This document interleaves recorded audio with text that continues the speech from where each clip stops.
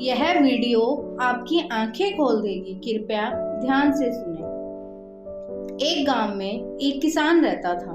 उसके परिवार में उसकी पत्नी और एक लड़का था। कुछ सालों के बाद पत्नी की मृत्यु हो गई। उस समय लड़के की उम्र 10 साल थी। किसान ने दूसरी शादी कर ली।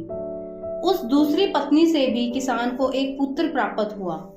किसान की दूसरी पत्नी की भी कुछ समय बाद मृत्यु हो गई। किसान का एक बड़ा बेटा जो पहली पत्नी से प्राप्त हुआ था, जब शादी के योग्य हुआ तब किसान ने बड़े बेटे की शादी कर दी। फिर किसान की भी कुछ समय बाद मृत्यु हो गई।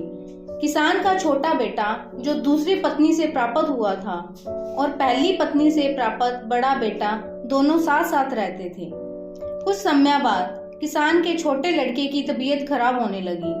बड़े भाई ने कुछ आसपास के वैद्यों से इलाज करवाया, पर कुछ राहत ना मिली।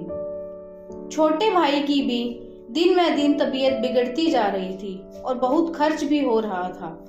एक दिन बड़े भाई ने अपनी पत्नी से सलाह की कि यदि ये छोटा भाई मर जाए तो हमें इसके इलाज के लिए पैसा खर्च ना करना पड़ेगा और जायदाद में आधा हिस्सा भी नहीं देना पड़ेगा। तब उसकी पत्नी ने कहा कि क्यों न किसी वैद्य से बात करके इसे जहर दे दिया जाए। किसी को पता भी ना चलेगा, किसी रिश्तेदारी में भी कोई शक ना करेगा कि बीमार था, बीमारी से मृत्यु हो गई। बड़े भाई ने ऐसा ही किया।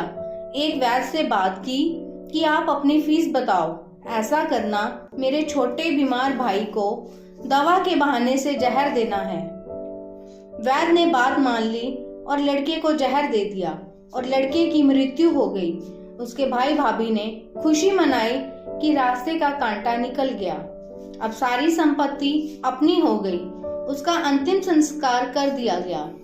कुछ महीनों पश्चात उस किसान के बड़े लड़के की पत्नी को लड़का हुआ। उन पति पत्नी ने खूब खुशी मनाई। बड़े ही लाड प्यार से लड़के की परवरिश की। कुछ ही गिने वर्षों में लड़का जवान हुआ गया। उन्होंने अपने लड़के की भी शादी कर दी। शादी के कुछ समय बाद अचानक लड़का बीमार रहने लगा। माँ बाप ने उसके इलाज के लिए बहुत वैद्यों से इलाज करवाया। जिसने जितना पैसा मांगा दिया, सब कुछ दिया ताकि लड़का ठीक हो जाए। अपने लड़के के इलाज में अपनी आधी संपत्ति तक बेच दी, पर लड़का बीमारी के कारण मरने की कगार पर आ गया। शरीर इतना ज्यादा कमजोर हो गया कि अस्थि पिंजर शेष रह गया था। एक दिन लड़के को चारपाई पर लेटा रखा था और उसका पिता साथ में बैठा। अपने पुत्र की ये दयनीय हालत देखकर दुखी होकर उसकी ओर देख रहा था। तभी लड़का अपने पिता से बोला कि भाई, अपना सब हिसाब हो गया, बस अब कफन और लकड़ी का हिसाब बाकी है, उसकी तैयारी कर लो।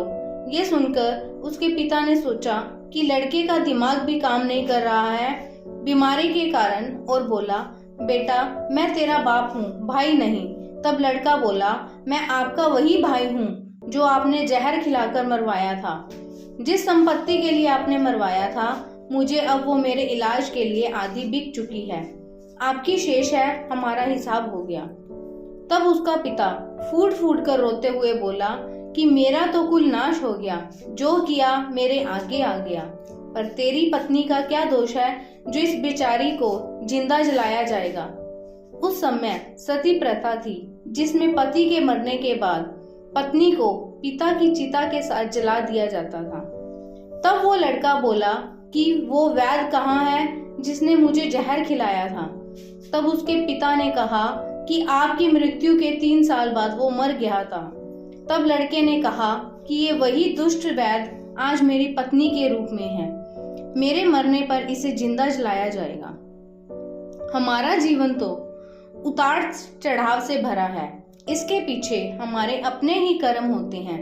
हम जैसा बोएंगे वैसा ही काटना पड़ेगा।